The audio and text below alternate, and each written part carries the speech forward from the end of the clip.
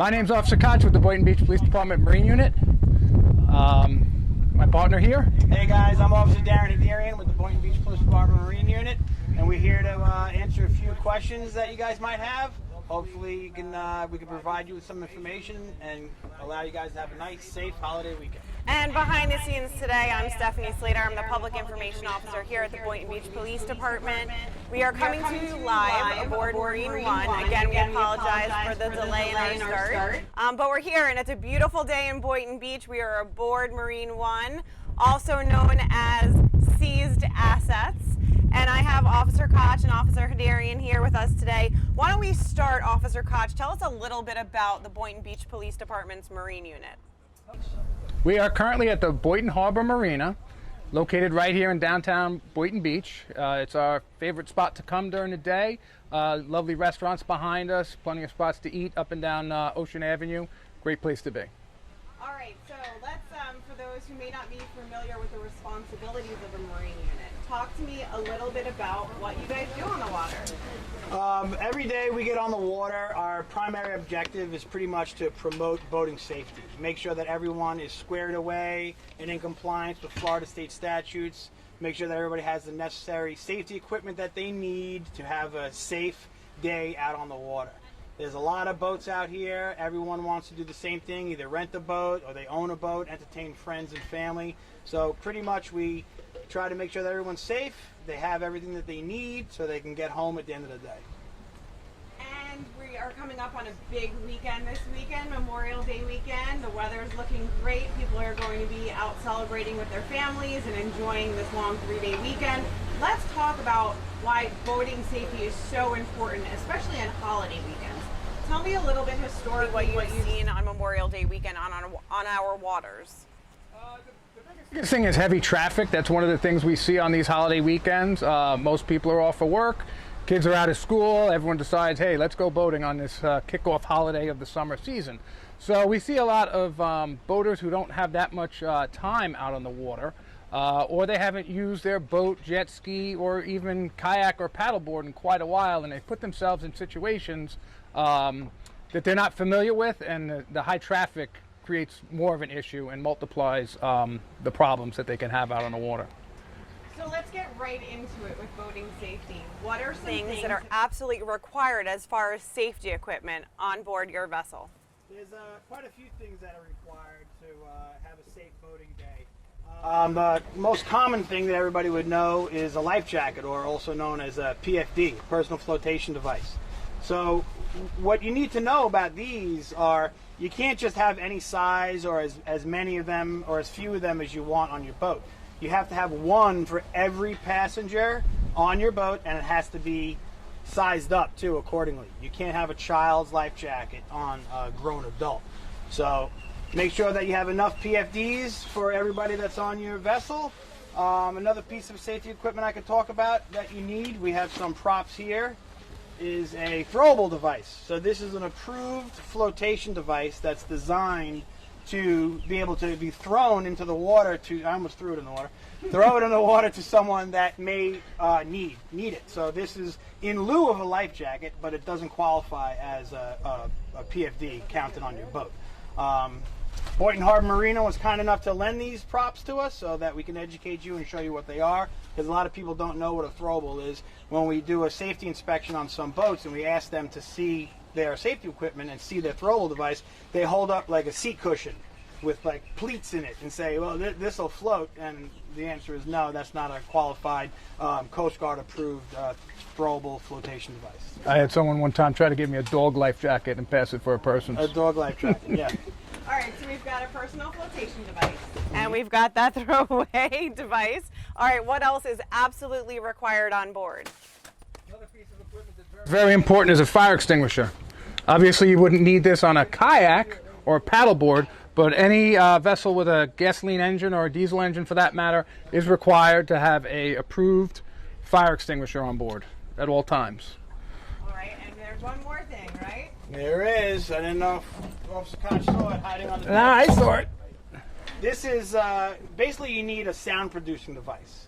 So most boats are equipped with a horn, but then again, everybody who owns a boat knows things break. So sometimes your horn is out. You don't want to come out here on the holiday weekend and not have all your safety equipment and be in compliance with everything and get stopped by these two guys. So you want to make sure you have everything. This whistle is about, how much was it, $1? $1.99 or something? $1.99. I don't want to plug any stores, but you can pretty much go anywhere and get this little plastic whistle. This qualifies as a sound producing device. We're lucky enough to have a siren, and we're not going to really put that on for you right now. Oh yeah, you can. Yeah, all right. This is what we have. But this will do just fine. All right, so those are the things that are absolutely required. Let's talk about some other things that you may want to have on board with you for safety purposes. We're in South Florida here, so you want to make sure that you have enough water on board for everyone. You can dehydrate very quickly. Sunscreen, make sure if you have kids on board, you get the sunscreen on them. You can dehydrate very quickly out here, even though you're surrounded by water. You'll see me drinking the entire time.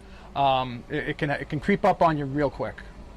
And then what about if you're boating at night? What are some things that you absolutely need to have on your boat for safety purposes when boating at night? That's a good question. Boating goes on at night. There's a lot of fishermen that are out here at night. Some people want to do a booze cruise or a late night cruise to the restaurants that we have here in the city of Boynton Beach.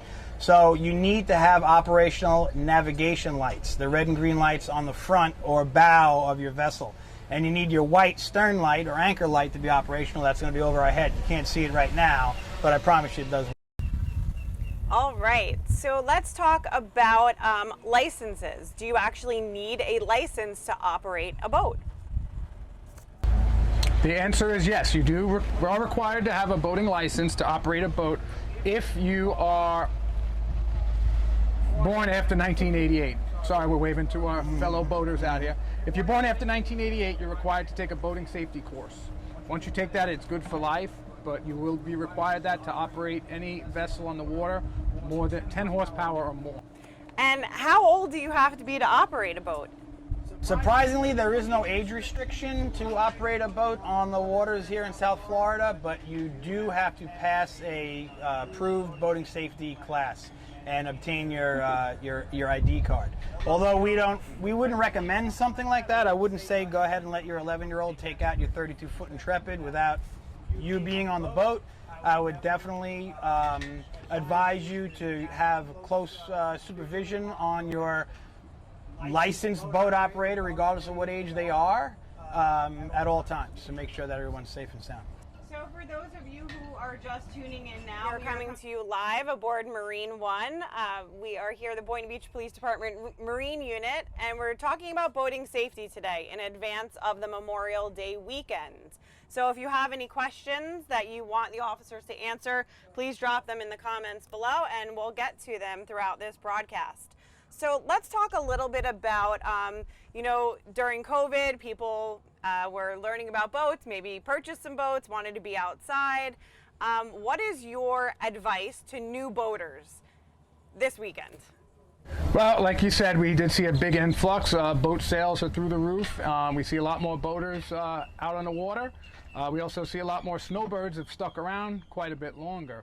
So with that extra congestion in the boating area and on the small bits of water we have here, they need to make sure that they operate in a safe manner, operate their equipment slower than normal when it gets really congested, and know the waterways. And if it's their first time out, try to get some practice before a busy weekend like we have coming up. Yeah, I would give advice of try practicing on a weekend, a weekday, not this busy weekend. This weekend, as Officer Koch said, is going to be jam-packed, high congestion, rental boats out there, rental wave runners, pontoon boats. That everyone's businesses are still going to be operational. I'm sure the fishing charters are still going to go out. It's going to be a lot of traffic going in every which way, but you definitely have to keep your head on a swivel and be cognizant of the boats around you, and just try to get to your destination safely. So let's talk a little bit about the waterways here in Boynton Beach. We're on the Intracoastal right now. Can you talk a little bit about the speed? There's an idle speed zone, there is a slow speed zone. What is the difference, and how do you know what the difference is? Well, you have to know the area, you have to be careful and look for the signs that are out there. They're not always in the same spot, they're not always on the right side of the waterway or the left side. So you kind of got to approach these signs. I always recommend to people, Approach them slow. Take a look at them. Read them. Understand them. Read the fine print. We have 3 zones here in the city of Boynton Beach. We have slow speed zone, which is idle speed zone, which is the slowest speed, which basically means the boat's just in gear, traveling at the slowest speed possible without throwing any wake. Speed above that is slow speed. That's a little bit above that, but the boat has to be settled in the water, making a minimum wake.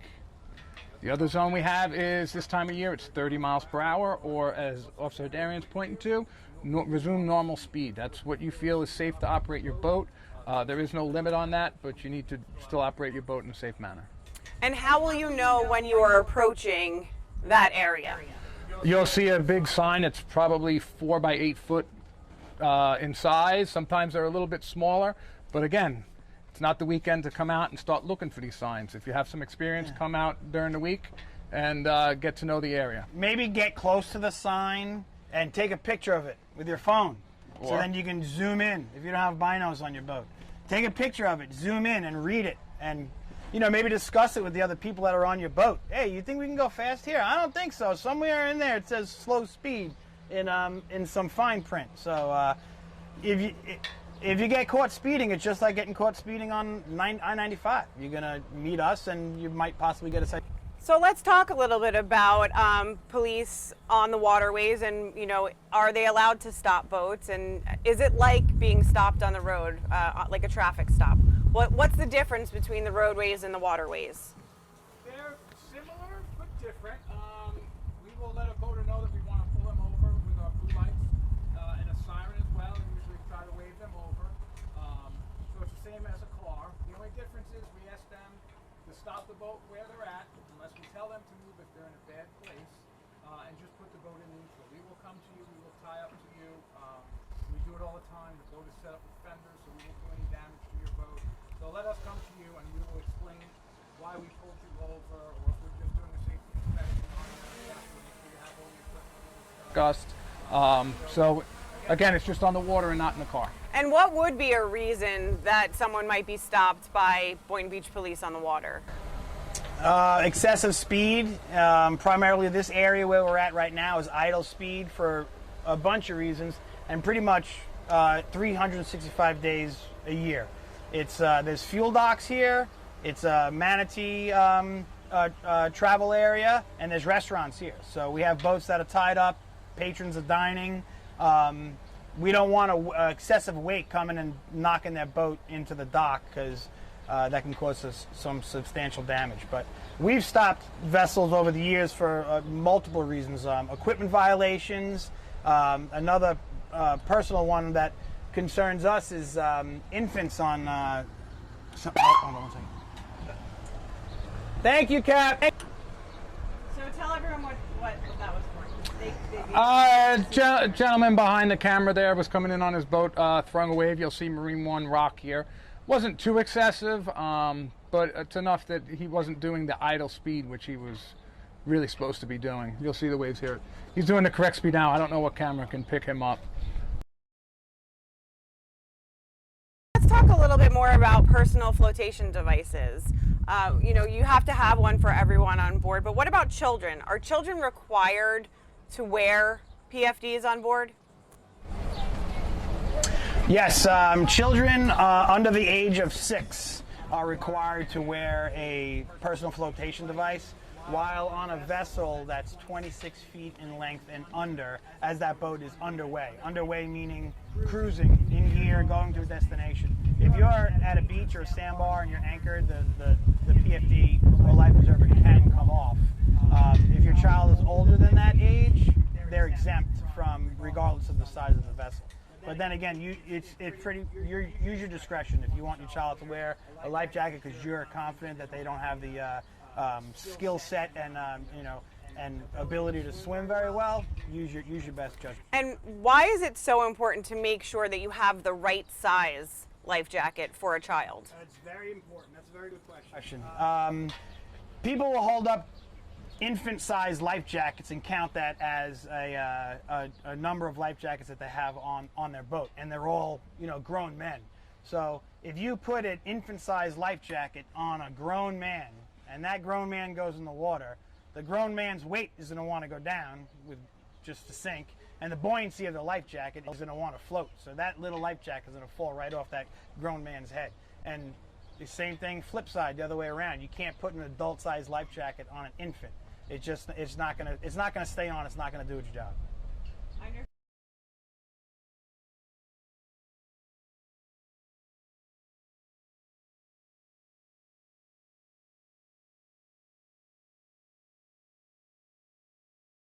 Drink alcohol. Yes, you can. You can operate a boat in the state of in Florida and consume alcohol. Unlike a car, you can have an open container on a boat. The operator of the boat, though, cannot have a blood alcohol of 0.08 or higher. Otherwise, he can be charged with DUI. So while you can basically have an open container on the boat, we highly recommend that the captain or the operator of the boat, if they do have a cocktail, keep it to a minimum. Make sure that they don't get intoxicated. So let's talk about, some boating accidents. Obviously that's what we want to avoid this Memorial Day weekend. It's what we want to avoid at all times.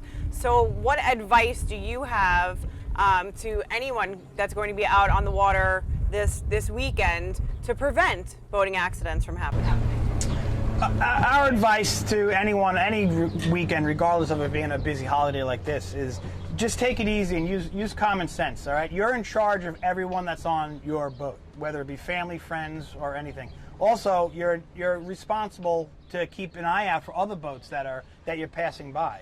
So just be responsible about it. Take it easy on the alcohol consumption. Although you are allowed to have an open container, if you are caught with a blood alcohol content of over 0.08, you are subject to be arrested, and we won't hesitate to do that. So just try to be responsible and take care of everybody else that's on your boat.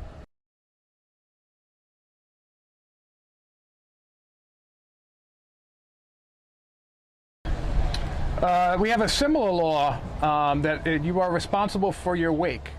So if you see a law enforcement boat with its blue lights activated, another vessel pulled over, or just helping a swimmer, whatever it might be, you're required not to throw a large wake at the police vessel or the person we're trying to help. Again, it comes down to common courtesy, but if you are caught doing that, we will come after you and charge you for careless operation of a vessel. We've had that happen before in the past, where we'll stop a vessel for a safety inspection or something like that. We have our lights on and we're tied up to that boat. So you have two hard fiberglass materials that are tied next to each other, and then we had a big massive boat go by us, throw this huge wave. So what do you think we did? We had to untie from that boat. I don't even think we issued him a citation for his infraction. We had to cut him loose, and we had to go after the big boat that threw that big wave, and we stopped him. And we'll just end the story there. But there was damage involved too, right? There was, but we'll just end the story there. All right, let's talk about some other laws that are on the waterways. Is there a law regarding tubing or water skiing in the interior?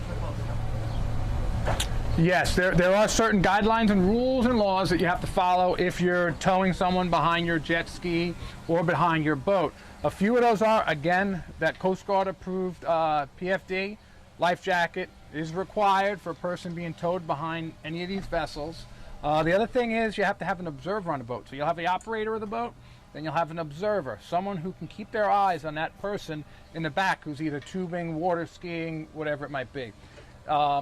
The only way around not having an observer is if you have a wide-angle mirror on your boat. You do not have to have that observer.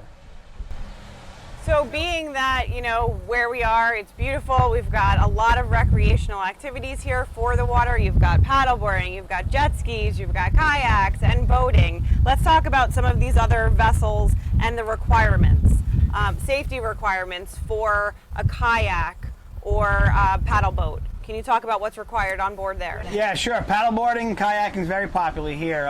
We have places where you can launch it at Harvey Oyer Park. We have our own kayak launch there. And you can rent them. You can rent the paddleboards and kayaks. You have to have a PFD on the kayak or the paddleboard. You don't necessarily have to wear it, but you have to have it in a ready to grab area. Okay, affixed to the board somewhere. And again, this whistle this whistle comes into is a requirement also. So you're going to be able to hail us or flag somebody else down if you need some assistance. And then what's required on a wave runner jet ski? Again, the PFD, the whistle, and a safety lanyard, or AKA kill switch. So that if you are ejected from the wave runner or machine, that will kill the engine and stop it in the water right there. You don't have to swim after it or it disappears. Let's talk for a minute about jet skis because they are very popular in our area as far as rentals are concerned. Talk a little bit about if I'm here on vacation and I want to rent a jet ski, what goes into that? If you're here visiting the city of Boynton Beach, we do have jet ski rental facilities. It's definitely a popular thing to do. We see them on the water on a daily basis. We're constantly stopping them because it's if you're a tourist from out of state and you're coming down, it's the hot thing to do. It really is. It is a lot of fun, but it's most of those people that are renting those machines, it's their first time ever being on a wave runner. So you get a short lesson on how to operate it. You have to take your boating safety ID class there before you could rent it. My advice to them is go slow. Just go slow, okay? The machines don't steer very well, or at all for that matter, unless you're giving it gas. So just think about that. Unless you're giving it gas, it's not going to go in the direction that you want it to go. They don't have brakes. So the new ones have brakes. If you can afford a 2021 wave runner, they do have brakes. But the ones that you're going to rent here, 99% of them do not. Hey, what's up? Thanks guys. They do not have brakes. Just recently, we don't like talking about it, but just recently we had a family from out of state do the exact same thing. They came down here. They were trying to get a break from the COVID, being hung up in the house. So they came down here, they rented a wave runner, and within the first 5 minutes, they crashed right into the seawall. It was a combination of different faults. Novice, amateur, just not enough experience on the machine, and another vessel's wake caused them to be redirected into the wall, and they were trauma alerted to the hospital. They lived, but it was a rescue that we had to execute, and we don't want to see that happen. So just go slow, listen to the instructions, and make sure you have your PFD on, because that's what saved these two. That's what saved their lives. So what should you do if you're on the water on your boat and you accidentally strike a manatee? Ooh. Yeah. If you find yourself that you did, it does happen. It is an accident, so you do need to report it to Florida Fish and Wildlife. Feel free to contact us. We will come out and help if we can. We're all trained in rescuing these manatees if they're injured that bad, but we need to know about it. Generally, you probably didn't hit it on purpose, so don't be afraid to contact us, because we might be able to rehabilitate the manatee if we can figure out where it is, the extent of the injuries. We will help it. So if you do, the whistle can't help with that one, right? No, the whistle ain't gonna help. No. You can call the non-emergency number. You can go to my FWC and look up their phone numbers there. But there's plenty of resources that we can probably get someone there rather quickly. So are there a different set of rules for boating at night than during the day? Slightly, there is. You need your navigational lights to be operational, absolutely. 30 minutes after dusk, those lights, your nav lights need to be on. Again, your red and green light on the bow or the front of the boat, and your white stern light affixed to the top of your boat, so vessels that are approaching from your stern can see that there's a boat in front of them. And I'm glad you brought that up, because I just had a situation like that last week with one of our auxiliary officers. Jet skis are not allowed to be out at night. Half hour after sunset, they have to be off the water, and these people were close to about 5 minutes off of being able to be summoned, but they were educated on it. Same thing within the morning. It has to be a half hour before sunrise they can get out on the water. Not at night, even if they put lights on it. All right. Now, what about if I want to take my boat out and go fishing this holiday weekend? Do I need a license to fish on the intracoastal here in Boynton Beach? Yes, you need your saltwater fishing license to fish here. And if you go through the Boynton Inlet and enjoy the deep sea fishing here, you need your fishing license. Same thing goes for the intracoastal. I hope it's nice weather. Wind's been pretty heavy. I wish you guys luck if you do decide to go out this holiday weekend.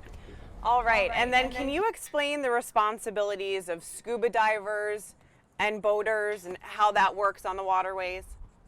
Well, if you're out scuba diving, most of our scuba boats will help you in what equipment you need. But if you're going out there recreational scuba diving, again, check your equipment before you leave. The last thing you want to do is get in the water and find out that you haven't used your equipment in a year and it's not good.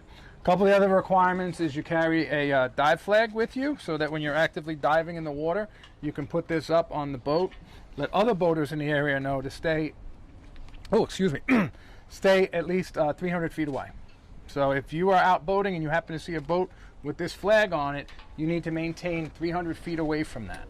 Now, while there is diving in the intracoastal, the rules are just a little bit different. It's shrunk down a little bit to 100 feet. So if you see someone on the intracoastal with the dive or down flag, you need to maintain 100 feet away from that boat. All right, so as we're kind of recapping, we've got a big holiday weekend coming up.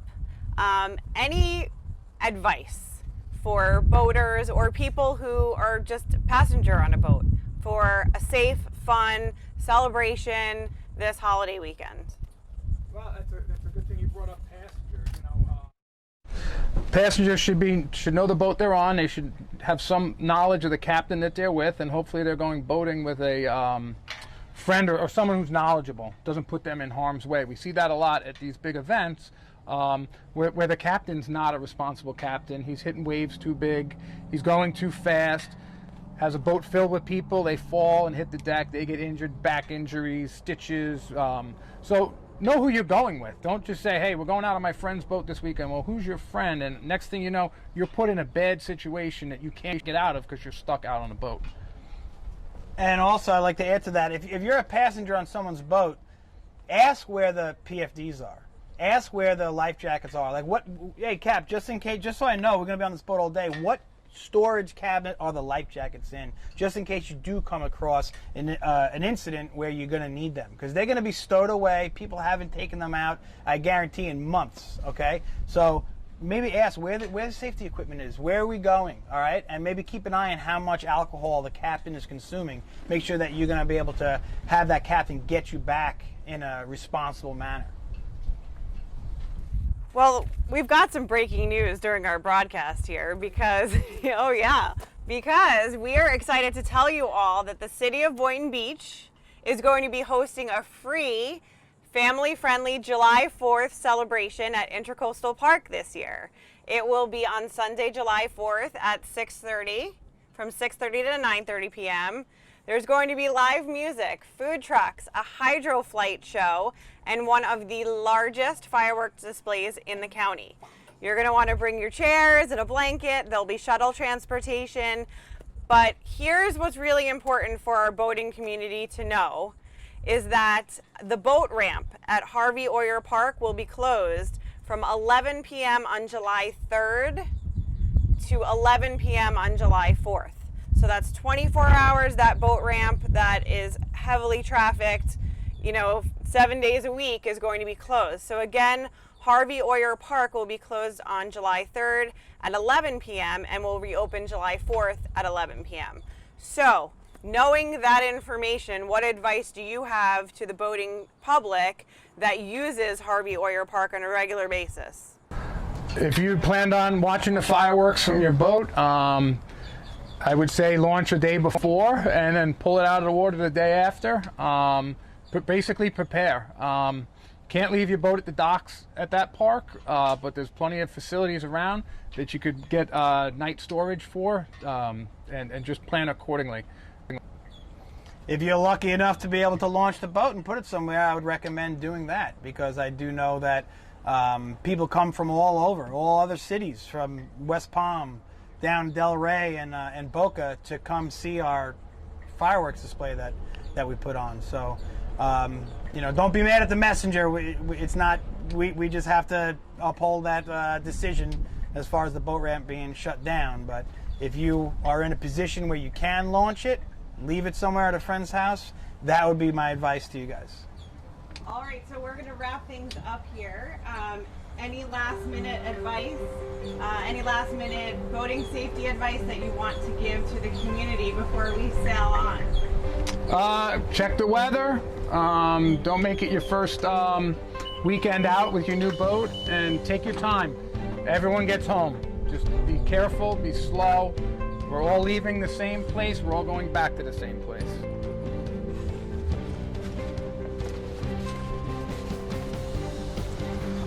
There it is. All right, who's messing with me? Really? Give me my jacket.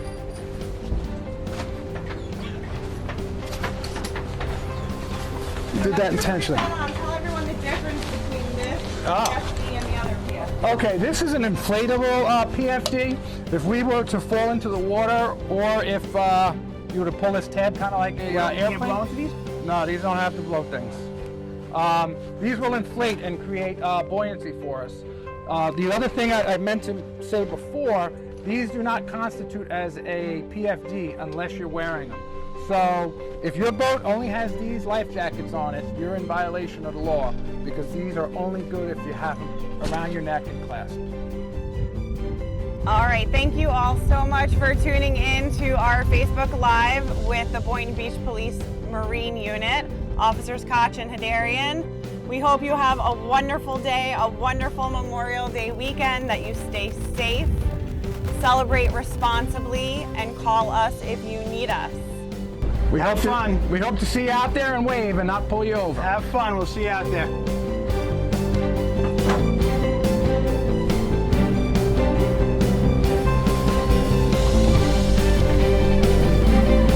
Coming up. Thanks to our deckhand, Amanda, one of our auxiliary officers. Everybody give Amanda a round. And Stephanie Slater, give her a round.